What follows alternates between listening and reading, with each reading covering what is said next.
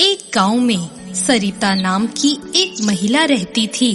वह माता रानी की बहुत बड़ी भक्त थी। उसकी एक बेटी भी थी जिसका नाम मधु था।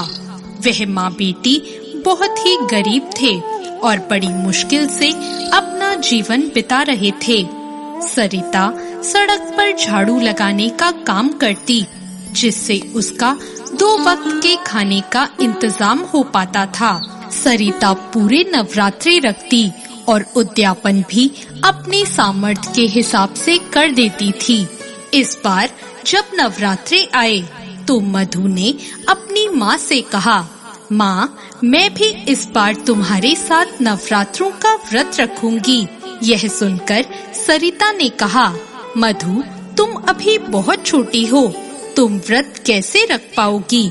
मधु बोली, माँ, जिस तरह तुम व्रत रखती हो उस तरह मैं भी रख लूंगी।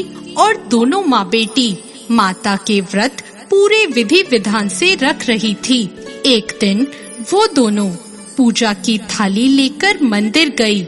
जब दोनों मंदिर पहुँची तो पुजारी ने उन्हें मंदिर के अंदर घुसने नहीं दिया, लेकिन तभी मधु ने चुपके से माता के चरणों में एक फूल चढ़ा दिया और फिर दोनों वहाँ से चली गई।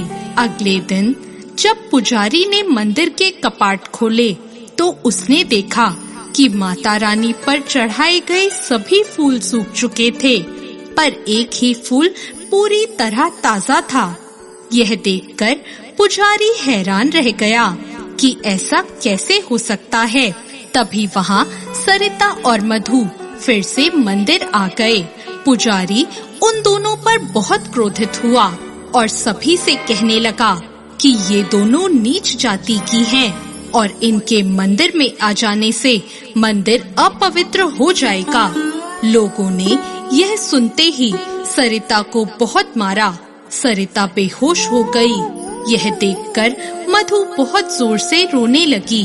तभी बहुत तेज आंधी के साथ एक आकाशवाणी हुई कि सरिता और मधु मेरे भक्त हैं और वह फूल इनका ही चढ़ाया हुआ है जो अभी तक ताजा है। इन दोनों ने सच्चे मन से मेरी भक्ति की है।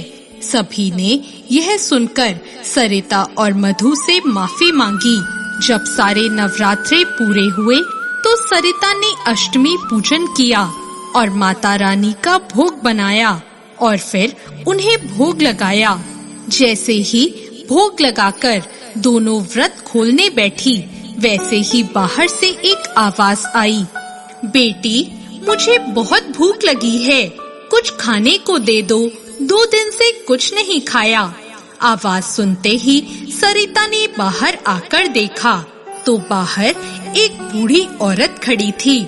सरिता और मधु ने सारा खाना उस बूढ़ी औरत को दे दिया और वो दोनों थोड़ा बहुत जो भी था खाकर रह गई।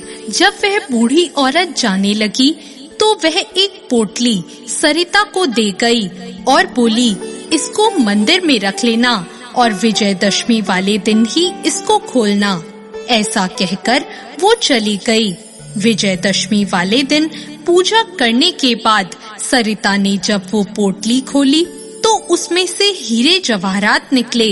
सरिता समझ गई कि वह बूढ़ी औरत कोई और नहीं, स्वयं माता रानी थी। उन दोनों ने हाथ जोड़कर माता रानी के आगे सिर झुकाया और दोनों माँ बेटी उस दिन से खुशी खुशी अपना जीवन बिताने लगी।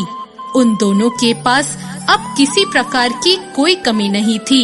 इस कहानी में जिस तरह माँ दुर्गा ने सरिता और मधु का भला किया, उसी तरह माँ दुर्गा सभी की मनोकामनाएं पूरी करें।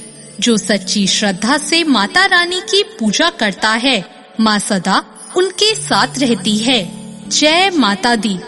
तो दोस्तों, ऐसी और कहानियों के लिए हमारे चैनल भक्ति ज्ञान को सब्सक्राइब करें। धन्यवाद।